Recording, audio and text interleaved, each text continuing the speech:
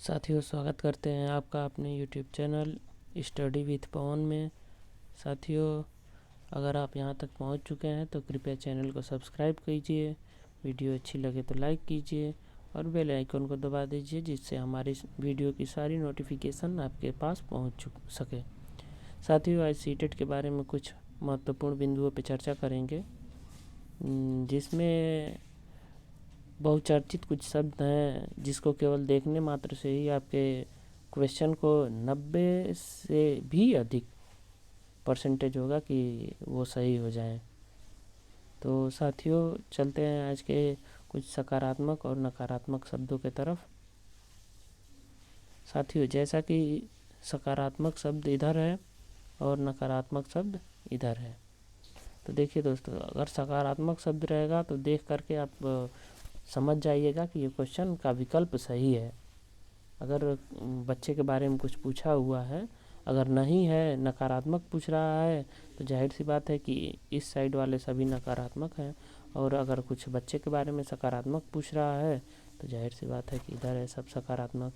तो साथियों, बस केवल कुछ नहीं करना है, आपको केवल शब्द देखना है और मैं ऐसी कुछ चीज़ें बता दूंगा कि जिससे आपको देखने याद हो जाएगा, तुरंत याद हो जाएगा। क्योंकि मैं यहाँ पे वीडियो बनाने का मेरा बस यही उद्देश्य है कि अपनी सारी जानकारी, जो भी कैसे मैंने सीटेट क्लियर किया है या फिर मेरे कितने भी मार्क्स आए हैं, तो कुछ ट्रिक भी होती है जिसको यूज करने से आपका फ़ायदा हो सकता है। तो साथियों, चलते हैं आज के शब्दों की तरफ। देखिए, सकारात्मक शब्द में पहला शब्द है सर्वांगीण विकास।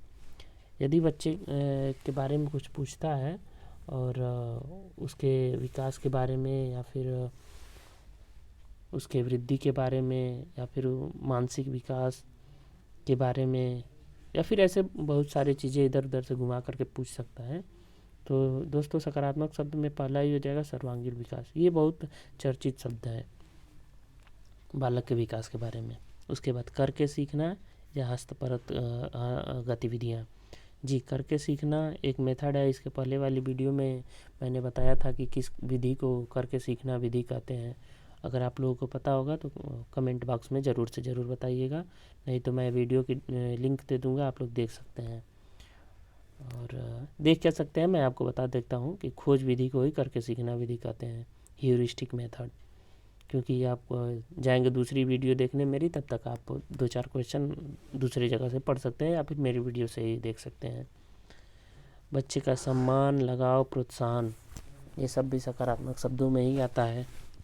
बच्चे की जिज्ञासा, व्यवहारिक कुशलता, वास्तविक दौड़, जीवन से जोड़ना, लोकतांत्रिक, प्रजातांत्रिक वातावरण। बच्चे को दोनों वातावरण देना चाहिए जिससे उसका सर्वांगीण विकास हो सके।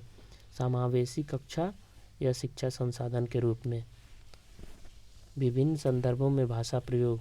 जी हाँ, बच्चे को विभिन्न संदर्भों में भाषा का प्रयोग के अवसर देना चाहिए, जिससे उसकी भाषा विकसित हो सके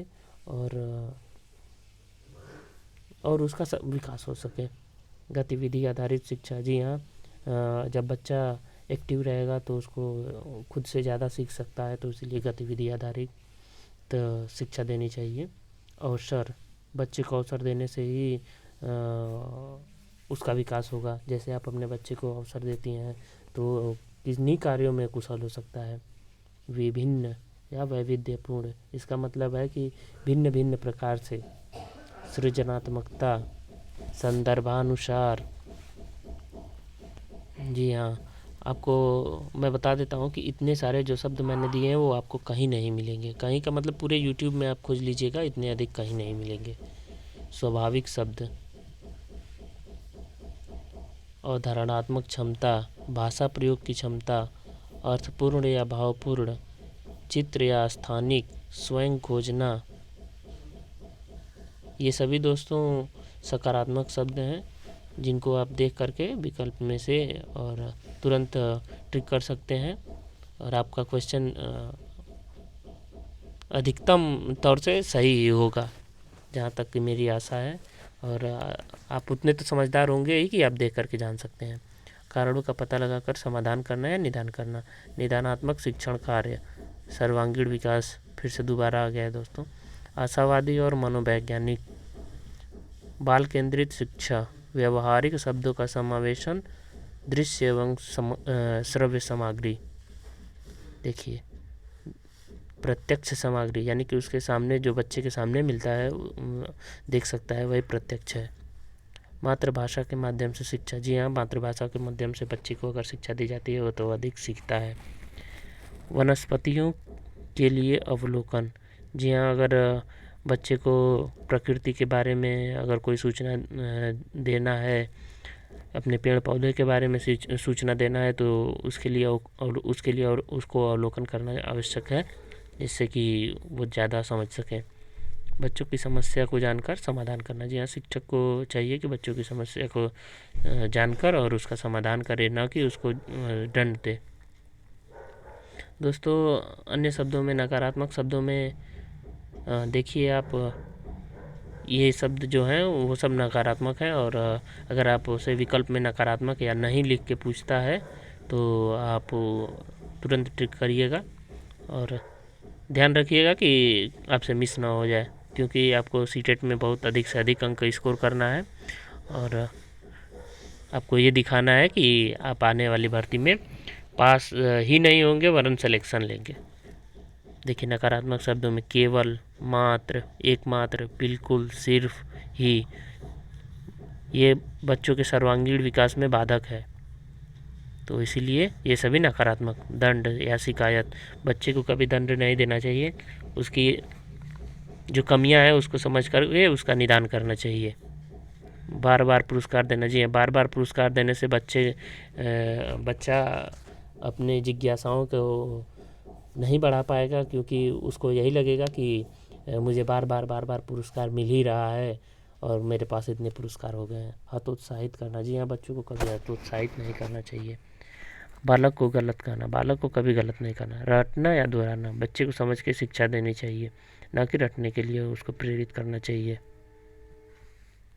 कथन बताना, महापुरुषों का उदाहरण देना, आर्थिक शब्द जैसे ट्यूशन, कीमती चीज इत्यादि। अध्यात्म दर्शन, ज्योतिष, प्रलोभन, उपेक्षा करना या नियंत्रण या राजनीति। कठोर अनुशासन, अंक देना, छात्रों को अनदेखा करना। ये सभी नकारात्मक बता रहा हूँ दोस्तों। सकारात्मक आपका ये पहले रो में हो चुका है। अंक देखना या फिर छात्रों की अनदेखी करना। अज्ञानी, खेल स्लेट, कोरा कागज। बच्चे के विचार, भाषा को महत्व न देना। उच्च ग्रेड, रोजगार, व्यावसायिक परिचित शिक्षा देना। बच्चे को निष्क्रिय बनाना या मानना। लैंगिक असमानता, लैंगिक रूढ़िवादिता, पक्षपात, शिक्षक केंद्रित शिक्षा, और लास्ट में है नकारात्मक शब्दों में पुस्तक केंद्रित शिक्षा। जी हाँ दोस्तों, ये आपके नकारात्मक शब्द थे और इन्हें आप ज़रूर से याद रखिएगा। इसमें कुछ शब्द हैं जिनको आपको ध्यान देना है कि उसके शब्दावली पे जाना है और आपको ये समझना है कि प्रश्न में क्या दे रहा है, उसके हिसाब से ही उत्तर देना है। जैसे कि ये दो हैं शब्द, 15 और 16 नंबर और 17 नंबर, 3 शब्द। इसको थोड़े ध्यान से देना है इसका जवाब, क्योंकि ये कभी कभी सकारात्मक में भी हो जाता है, तो इसको कृपया करके ध्यान दीजिएगा। यही थे आज के कुछ सकारात्मक और नकारात्मक शब्द।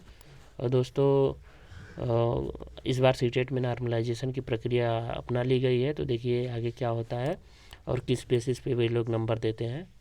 बाकी आशा करते हैं कि आपका एग्ज़ाम बहुत ही अच्छा जाए और आप लोग बहुत अच्छा स्कोर करें। या दोस्तों, स्टडी विद पवन में आपका आने के लिए धन्यवाद। और अगर वीडियो अच्छी लगी हो तो कृपया वीडियो को लाइक कर दीजिए, चैनल को सब्सक्राइब कर दीजिए और बेल आइकन को दबा दीजिए।